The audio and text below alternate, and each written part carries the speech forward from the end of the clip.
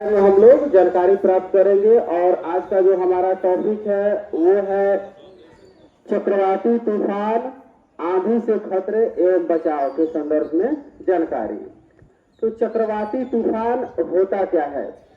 वायुमंडलीय दबाव के कारण जब हवाएं चारों तरफ घूमने लगती हैं, वायुमंडलीय दबाव के कारण जब हवाएं घूमने लगती है तो उसी को दक्षिणी गोलार्ध में चक्रवात कहा जाता है और उत्तरी गोलार्ध में इसको हरिकेन या टाइफून कहा जाता है।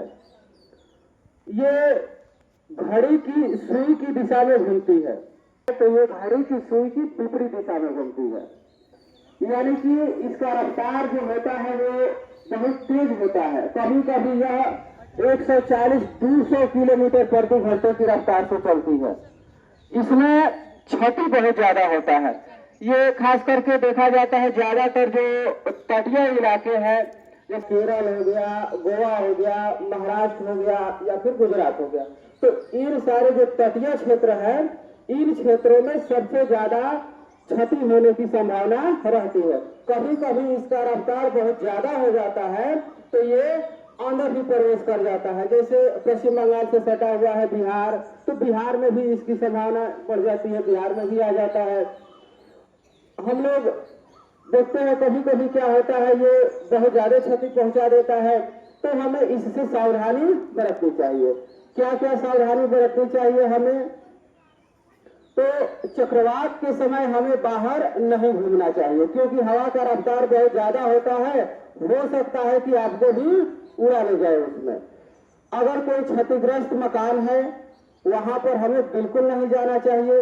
अगर 2 ताला 3 ताला मकान है तो हमें कोशिश करना चाहिए कि नीचे वाले हॉल में रहे, ऊपर 2 ताला या 3 ताला पे नहीं रहे और बाहर ऊपर छत पे भी नहीं रहना चाहिए, क्योंकि हवा का तेज रफ्तार होता है और वो भी घूमते हुए रहता है, तो आपको हो सकता है कि गिरा दे।